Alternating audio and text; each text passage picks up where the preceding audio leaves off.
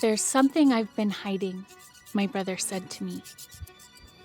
Jack was 13 at the time. He avoided looking at me and made me promise not to tell Mom or Dad. "Maybe I'll just show you," he finally said. He took off his pants, and then I saw the scars. More than 20. "It's the only thing that seems to help," he said. I didn't know what to do. Self-harm, also called non-suicidal self-injury, or NSSI, is the deliberate harm of one's own body without the intention to kill themselves. I'm Dr. Rachel Goldstein, and I am an adolescent medicine physician at Stanford University School of Medicine. While the story you'll hear about Jack and his sister is fictional, it highlights a lot of the real challenges people and their family members face when trying to understand and deal with self-harm. In this video, I'll address many of the questions you might have about self-harm. Why is my loved one engaging in self-harm? Is this a suicide attempt?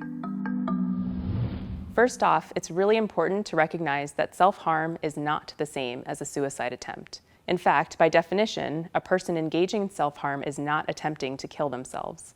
There are many different types of self-harm. The most common is cutting, but headbanging, scratching, hitting, and burning are also common. And studies have shown that most youth use more than one method on more than one part of their body. While self-harm often begins during adolescence, it's still very common in adults. One study found that 39% of college students reported self-harm and rates as high as 23% among adults. So then why is my loved one hurting themselves?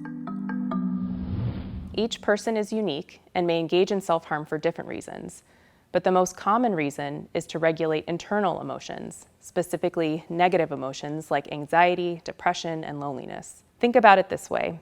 When you get angry, sad, or anxious, you have coping mechanisms to deal with these emotions. Going on a run, reaching out to friends, taking a warm bath. Self-harm for some is a way of coping with their own negative emotions. Studies have shown that youth who feel hopeless about the future, lack close relationships, experience bullying or loneliness, are more likely to use self-harm as a coping mechanism when stressors come up. My eyes traced the cuts up his leg, and I felt a wave of guilt. Jack came out to me a few years ago. I was so proud, but also scared for him, knowing that some people from our town wouldn't be as proud. He was afraid to tell my parents and wanted my help, but I got busy with college applications and forgot to bring it up again. Now I just wanted to understand how he got to the point of hurting himself. "I feel like there's no hope," he told me. He said he was scared all the time, and this was the only thing that stopped the pain.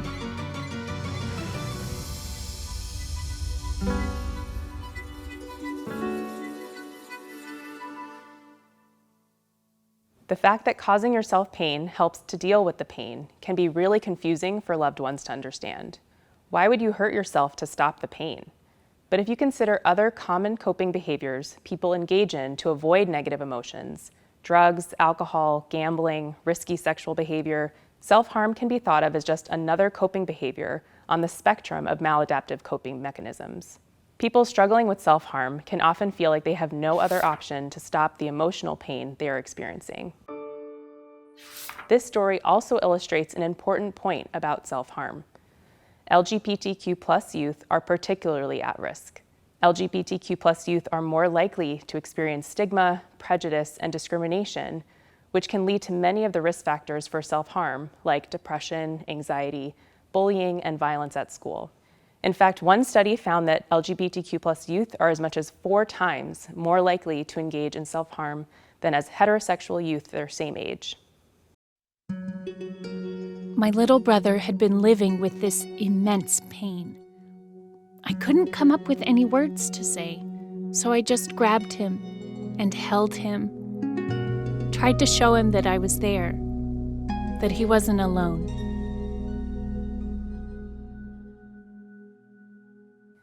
This feeling of shame and helplessness is not uncommon amongst family members when they first learn a loved one is engaging in self-harm. But it's important to not dwell on the missed signs. Instead, recognize that you have a huge opportunity to help right now. Studies have shown that fostering positive connections with parents and family is the most important protective factor against future self-harm.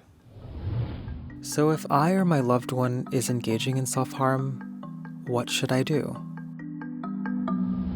The most important thing to know if you or someone you love is engaging in self-harm is that there is hope and there is effective treatment. In the short term, you can remind your loved one that you care about them and that you're there for them. Another way to help those engaging in self-harm is to do a safety sweep and remove any dangerous items in the home that could be used for self-harm. In the long term, the main treatment is psychotherapy, which focuses on developing a supportive social structure and helping patients develop better coping skills they can use when faced with a stressor in the future instead of turning to self-harm. After that day, Jack started sharing more with me about his pain. I looked for a psychiatrist who could help. Eventually, I found someone with experience in self-harm and told Jack to think about it. After a few weeks, he came to my bedroom. "I'm ready," he told me. "Let's make the call."